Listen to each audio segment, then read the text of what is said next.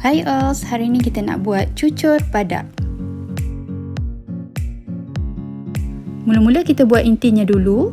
Kita kisar bahan untuk tumisan. Masukkan cili kering, bawang merah,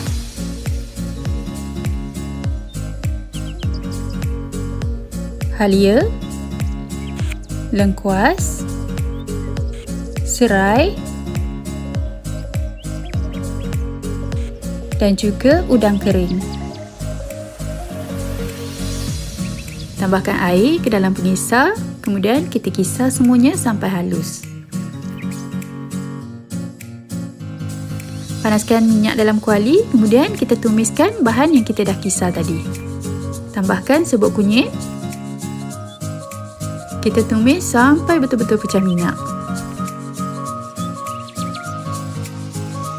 Bila dah pecah minyak, kita masukkan sedikit air, tambahkan garam dan gula Melaka.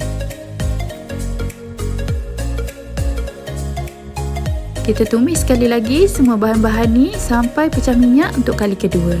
Sambil tu boleh sesuaikan rasanya. Bila dah pecah minyak sekali lagi, kita masukkan kelapa parut. Sebatikan kelapa dengan bahan tumisan sampai semuanya sekata. Inti kelapa ni kita masak sampai sedikit ringan, tapi tak terlalu kering. So, bila dah siap, kita angkat dan kita pinggan dulu. Kemudian kita masakkan keledek, masukkan air ke dalam periuk, biarkan mendidih dulu, kemudian baru kita masukkan keledek. Keledek kita potong saiz kecil supaya dia mudah lembut dan cepat masak. Tambahkan sedikit garam. Kemudian tutup periuk dan kita masak keledek ni sampai dia betul-betul lembut. Biasanya rebus keledek ni ambil masa dalam 15 ke 20 minit.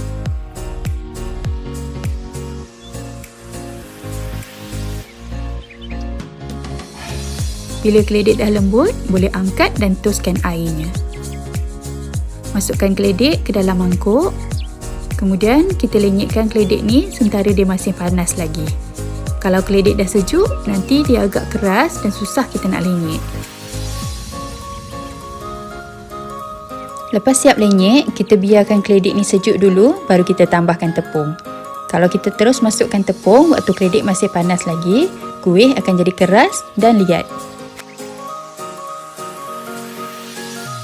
Bila dah sejuk, kita masukkan tepung sedikit demi sedikit untuk elakkan kuih terlebih tepung. Sebatikan dulu tepung dengan keledek sampai kita dapat adunan yang boleh dibentuk. Kuantiti tepung yang kita perlu masukkan sebenarnya bergantung pada tekstur keledek. Ada keledek yang agak kering dan ada keledek yang sedikit basah.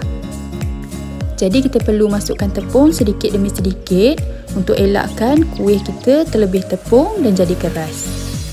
Lepas kita sebatikan tepung dengan keledek, boleh uji dulu adunan kita sama ada dah boleh dibentuk ataupun masih lembik lagi. Kalau dah boleh dibentuk, dah tak perlu tambah tepung. Untuk kuih yang lebih lembut dan lemak, kita tambahkan margarin. Sebatikan dengan adunan tadi.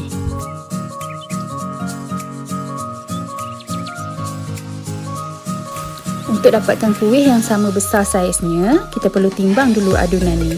Tapi kalau tak nak pun tak apa, boleh terus ke langkah seterusnya. Bahagikan adunan kepada bahagian kecil, kemudian kita bulatkan supaya mudah untuk kita masukkan intinya nanti. Okey, ini dia inti dan juga adunan yang kita dah bulatkan tadi. Okey, untuk masukkan inti, kita tekan bahagian tengah adunan tu tadi, kita bentukkan seperti mangkuk. Jangan terlalu nipis sebab nanti dia akan mudah terkoyak, dan jangan terlalu tebal, nanti intinya terlalu sedikit. Kemudian kita masukkan intinya dan kita padatkan sedikit ke dalam. Kemudian kita tutupkan.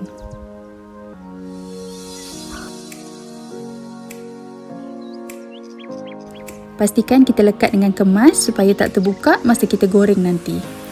Kemudian kita bentukkan semula bulat dan kita lepirkan sedikit. So kita ulang langkah ni sampai semua adunan kita habis.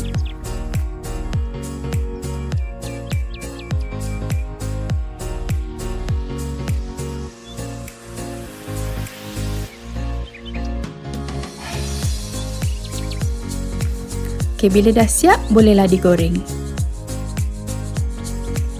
Cara nak menggoreng, kita panaskan minyak.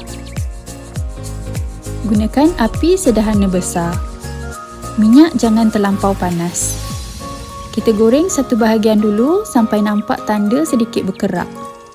Kemudian boleh balikkan kuih kita dan masak pada sebelah bahagian lagi.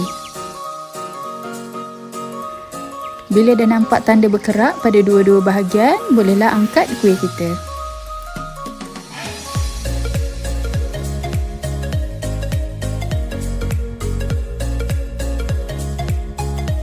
Okey, ni pula cara sekiranya kita nak frozenkan kuih ni. Kita masak dulu kuih ni pada sebelah bahagian, lebih kurang 2-3 minit je, tak perlu sampai ada tanda kerak. Kemudian kita balikkan dan masak sebelah lagi. Okey, kemudian boleh angkat. And then sejukkan dulu, baru masukkan dalam bekas. Kemudian baru kita simpan pada tempat sejuk beku. Bila nak masak, cuma keluarkan dan terus masak, tak perlu defrost dulu. Ini dia, kuih kita dah pun siap. So, you all boleh cuba. Bye! Jangan lupa follow, like, subscribe, komen dan share di semua channel The Sisters Cooking Project.